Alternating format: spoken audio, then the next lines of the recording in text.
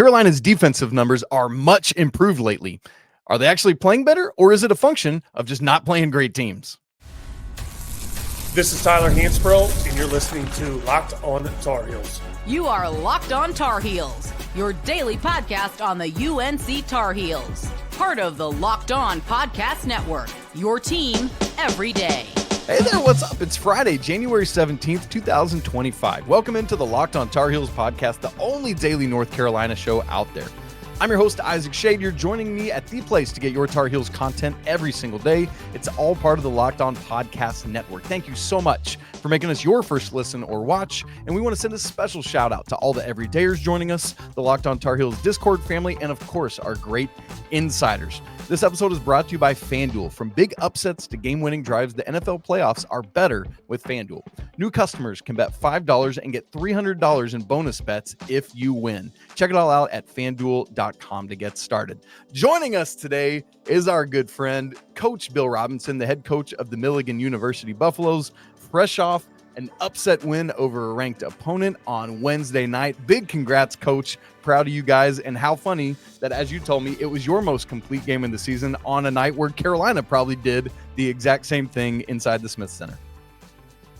Oh, definitely, and just exciting to get to the locker room after a big win and get doused with water and then check my phone right away and see Carolina's won big too. So that's always fun when we both win on the same night. Man, those are the good days, definitely for sure. And Kansas lost on Wednesday night too, so we'll take that. So, Coach, here's where we're headed today.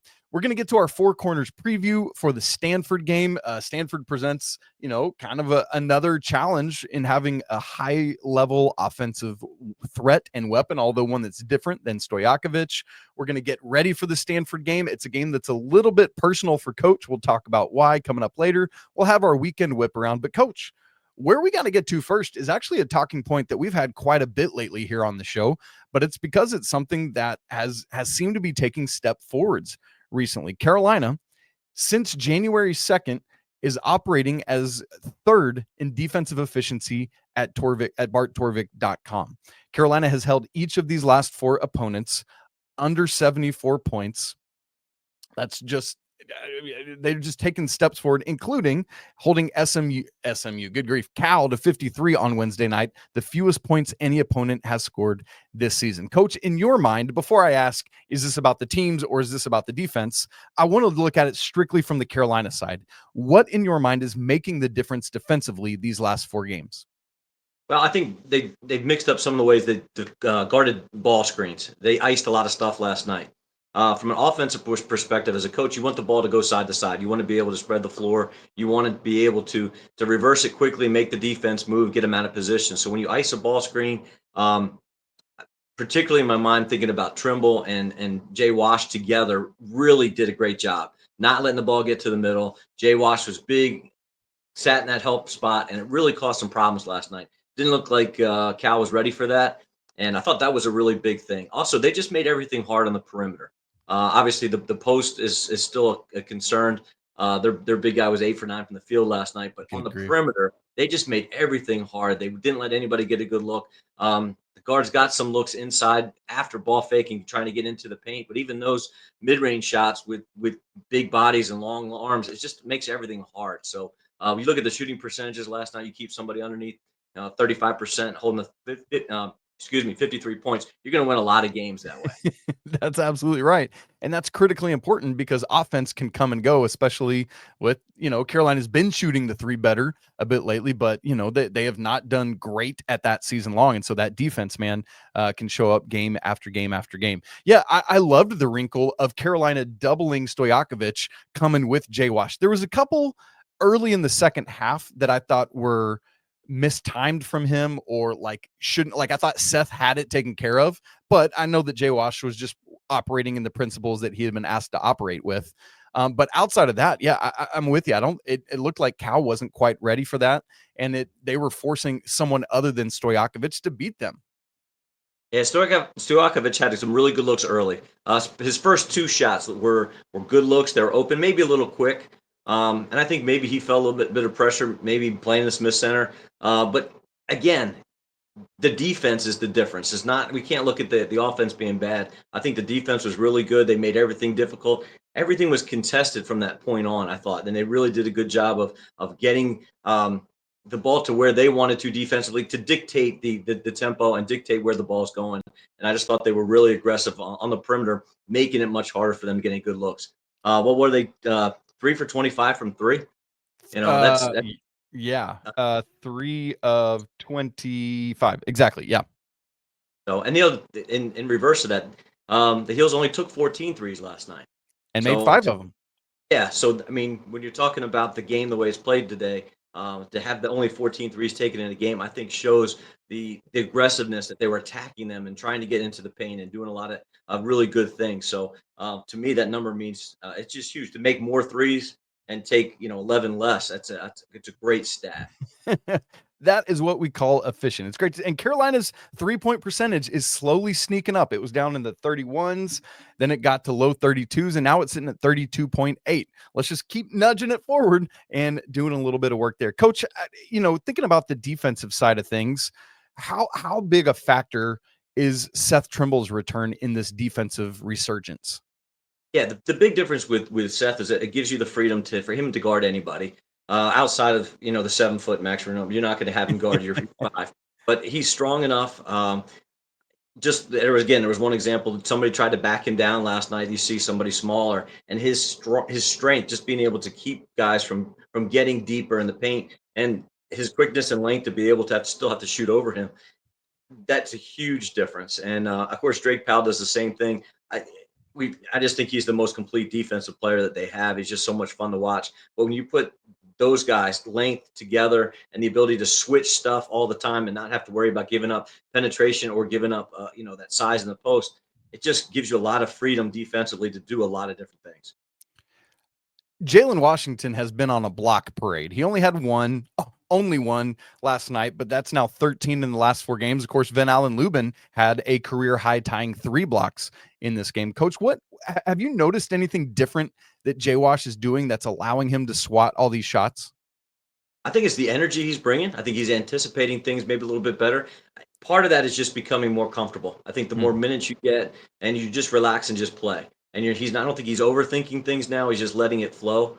And that's when you become great, is when you get past the having to think about what's next, and it's almost an unconscious competent. We can talk about that sometimes later, but when you get to the point where you're competent and you're unconscious and you're just doing it, you talk about the zone that they get into shooters sometimes. I think more he's getting into his own defensively. That mentality where it's just he's reacting and his natural abilities taking over, and he's not thinking about anything. He's just going and playing, and that's when he can become great. Now, Coach, there are a lot of people who are asking this question. In fact, I had put what I said earlier about Carolina being 3rd in defensive efficiency at Torvik since January 2nd. I had a couple of people quote tweet that and say, is it Carolina's defense? Is it the opponents? So, Coach, as you watch this, so these 4 games in question would be Notre Dame, SMU, who's a really good offensive team, NC State, and then obviously on Wednesday night, Cal. Coach, from what you've seen in those 4 games, how much of this defensive uptick is about Carolina's defense, and how much of it is about playing teams who aren't as good as Louisville, for example? Yeah, I think it's a mixture. I really do. I think it's getting better, but I think it's also getting better at the expense of teams that are not at the top of the conference. I think it also gives them the hope that, hey, we're going to get better defensively so that when they do play the Dukes of the world, that we're ready. Because we're not going to be able to give up open looks early. We're not going to be able to give up offensive rebounds. We're going to have to battle a little bit more in the post. But I think it also allows them to have some confidence to say, hey, listen, we've done this. We're a better defensive team now than we were in December or November. And we're just going to get better when February gets here. So that's, I think, the hope that they have, and they continue to get better on a daily basis. All right. Great stuff. Well, we'll see how that happens tomorrow against Stanford. And that's where we want to go next, is get to our 4 corners preview, where we're looking at things like, holy cow, Ian Jackson, can you really keep this going? Because it's insane, the streak that young man is on right now. We'll get to that and the rest of the 4 corners preview coming up in just a second. right after I tell you about Prize Picks. This message is brought to you by Prize Picks, the place to get real money sports action. With over 10 million members and billions in winnings, Prize Picks has changed the game in daily fantasy sports. Whether it's the playoffs or the regular season, Prize Picks has made it easier than ever to win big while enjoying all the football action. And now that it's playoff time, there's no better way to get in on the action than with Prize Picks. Here's how it works. You just simply pick more or less on at least two players, and if your picks hit, you could win up to 1,000 times your cash. So, for example, we got the national championship game coming up on Monday night, Notre Dame, Ohio State. And I tell you, folks, if you haven't seen Buckeyes wide receiver Jeremiah Smith, this dude is incredible. His receiving yards is set at 80.5. I'm definitely going more on that if I was getting in on this action. So go check it all out. Lots of great more or lesses to choose from. It's fun to predict. It's easy to play. Plus, with Prize Picks Flex Play, you can still double your money even if one of your picks doesn't hit. And with the app, you get your winnings fast, sometimes in as few as 15 minutes. So, ready to run your game this football season? Download the app today and use code LOCKEDONCollege to get $50 instantly after you play your first $5 lineup. That's right, just $50 just for playing. So don't wait. Take your game to the next level with Prize Picks. Prize Picks, run your game. All right, Coach, it's time for our Four Corners preview, which we do ahead of every game. It's our little ode to Coach Smith. And here's where we got to start. This man, Ian Jackson, freshman, almost routinely hit a wall at some point or have a game of 25 and then a game where they score -3 points or something like that. This man has scored 20 or more points in 6 of the last 7 games, and in all 7 of those has scored at least 18. Coach, this is some heater he's on. Can he really keep it going? Absolutely. He's found his niche and he's kind of found his groove, and he just playing with a ton of confidence right now. I don't see it slowing down anytime soon. Obviously, the NBA doesn't either. I think the last mock draft I saw was top 15 pick, but he did some things last night. One particular move, going to his right, kind of got fouled, shooting over his shoulder, banked it in, that's not normal. That's a special gift. Only scorers have that type of gift. It's hard to be off balance and going away from the basket and still be able to adjust and make those type of plays. His ability to score at all 3 levels, his ability to make free throws.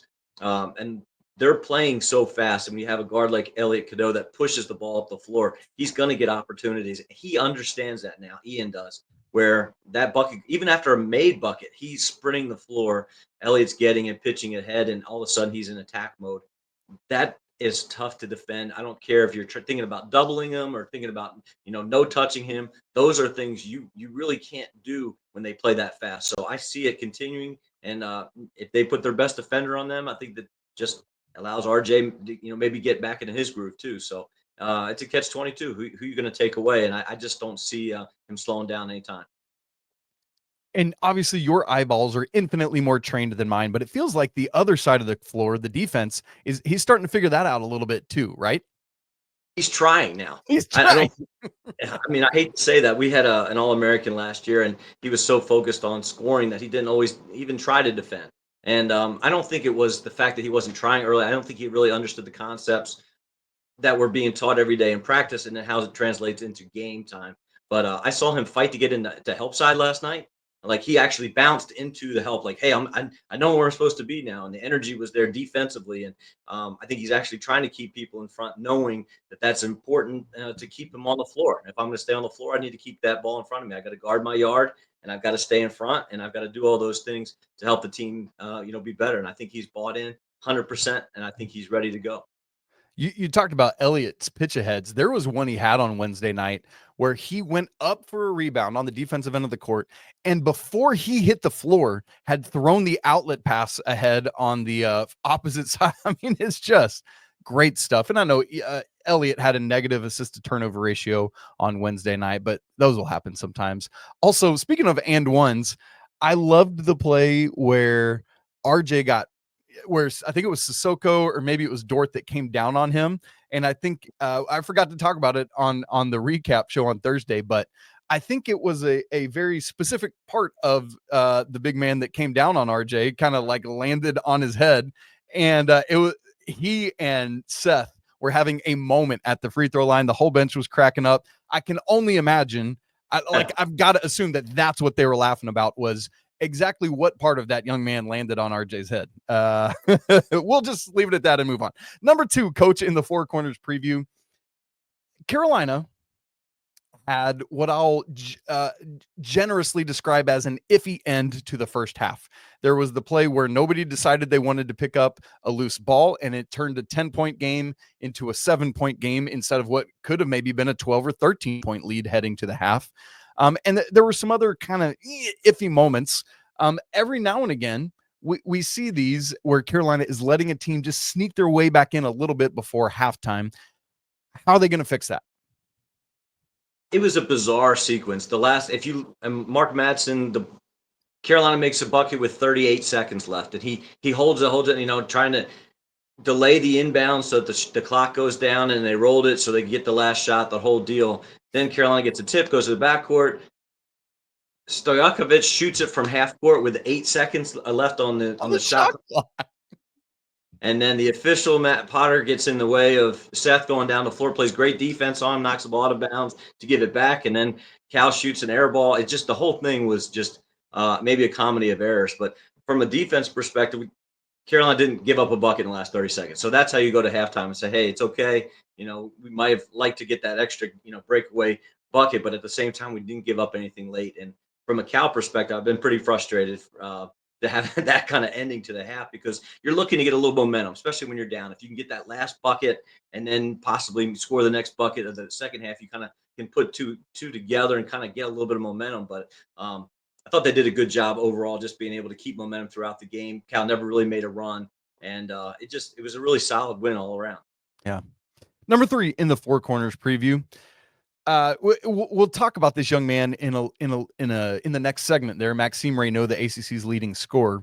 But this is a game where Stanford's far and away best player is their 7'1" center. So, Coach, this obviously cannot just be about Jalen Washington. Van Allen Lubin has to step up. Jalen Withers has to step up. If James Brown gets minutes, he's got to step up. What will the front court need to do as a unit to neutralize Maxime Raynaud's ability?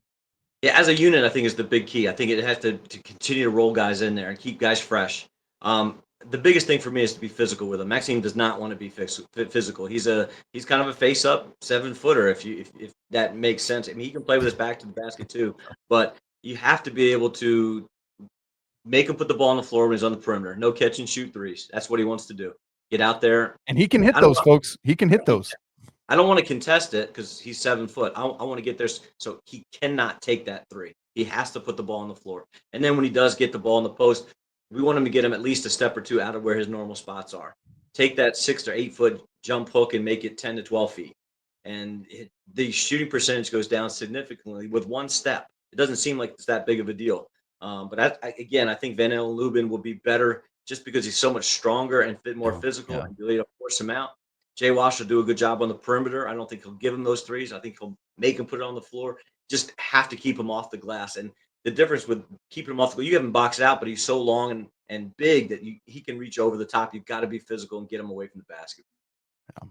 And thankfully, as a team, with Cal, for example, they're one of the top offensive rebounding teams, I should say, nationally, both in terms of offensive rebounding percentage and offensive rebounds per game. Stanford is not sniffing anything with that, but it's a game not played on paper. You got to go out and do it. Coach, we'll get to our fourth in the Four Corners preview in just a second, but one last question on that well, you know what? I'm going to save it because we'll talk more about Raynaud here in a second. I've got a question that I'm going to pull out in a second. Fourth in our Four Corners preview, Seth Trimble. This will be his 4th game back from injury. And Coach, he's taken steps game after game after game. Coach Davis was effusive in his praise of Seth's game in his post-game remarks.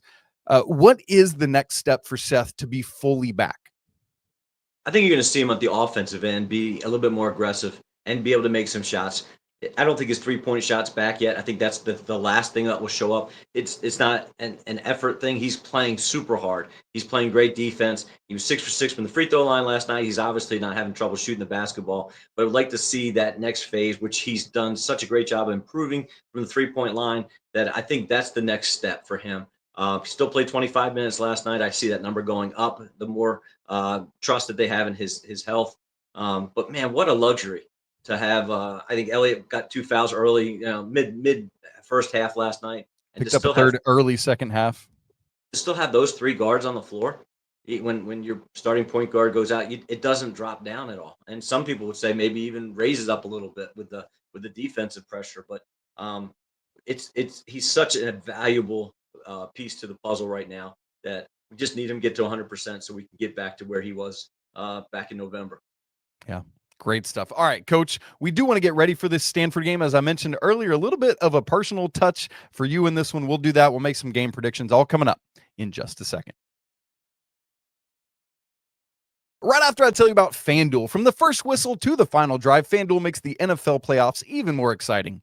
Right now, new customers, you can bet $5 and get $300 back in bonus bets if you win your first bet. That's $300 to keep the action going. The FanDuel app is super easy to navigate, and the variety of bets keeps every game exciting. Plus, when you win, you get paid instantly. No waiting around for your winnings. So whether you're betting on your favorite teams or just looking to add some extra excitement to the playoffs, FanDuel, man, they got you covered.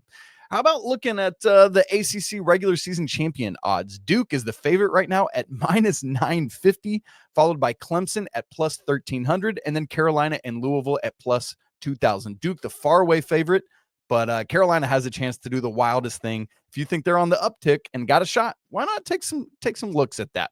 So get in on all this action at FanDuel.com. And again, you can get started with $300 in bonus bets. Make this playoff season unforgettable with FanDuel, an official sportsbook partner of the NFL. All right, Coach, let's get ready for the Carolina's next game. It is tomorrow, Saturday, January 18th, UNC hosting Stanford in the Dean E. Smith Center. As always, when the games are on CW, which this game is, it starts at the quarter hour, so it's 2:15. It's what they do. It's a whole thing. Good luck finding CW on your TV. We don't have a FanDuel line yet, but Carolina is favored by 12 at KenPom. All time, the Tar Heels are 13-0 against the Cardinal. No S on the end of that. It's one of those few singular nicknamed teams in the country. Stanford's coached by Kyle Smith. It's his first season. We'll obviously say more about that in a second. He had been at Washington State for 5 years prior to this.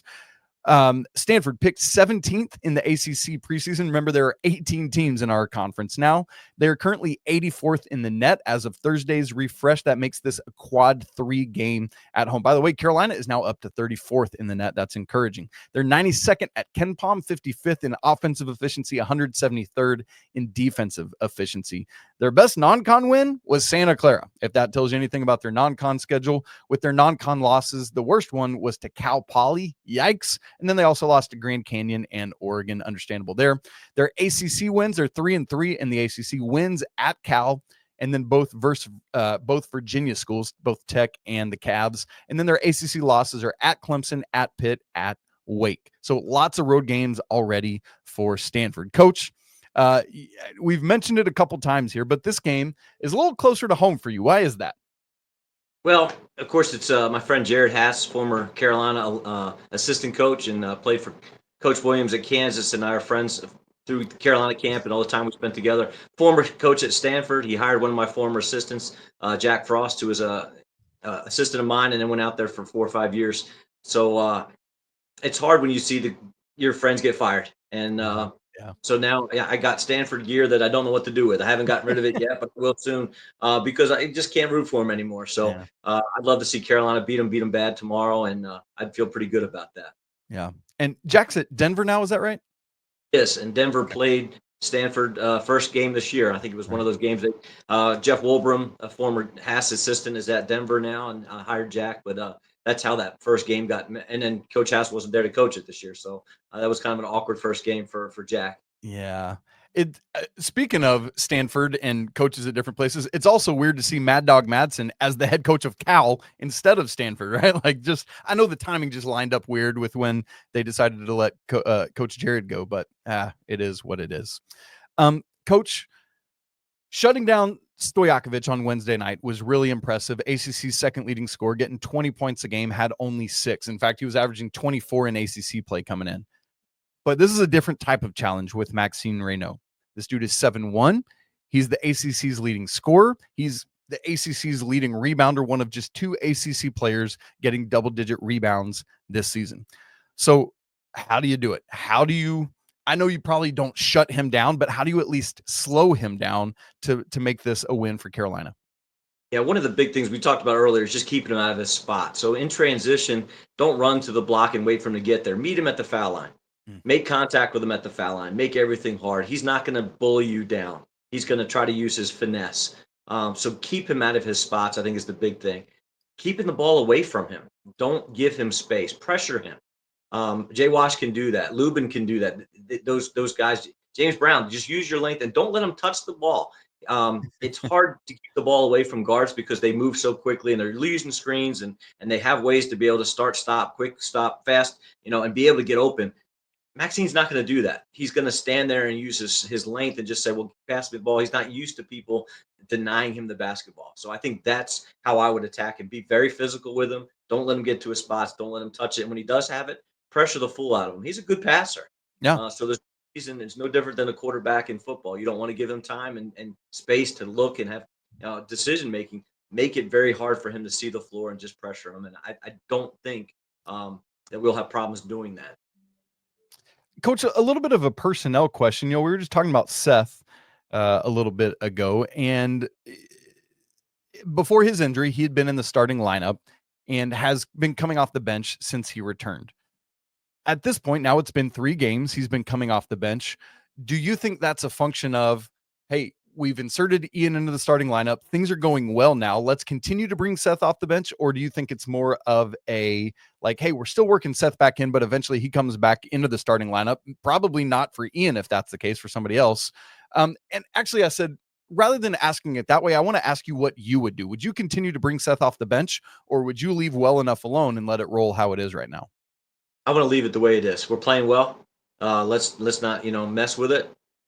I'd maybe spend some time with Seth, talk about, hey, it's not diminishing your role. You're still going to play that 25 minutes, 30 minutes a game. And as long as you're winning, it allows that process to go. Now, if there's something that changes along the way, but he's playing well. It's not that he's playing poorly. It's not like we're taking him out of the lineup. It's just a function of Ian playing really, really well and winning. We're winning. So let's not mess with success. Let's continue just to play the way we are. And what a great weapon to be able to bring off the bench and he can bring him in for anybody and just let's go play.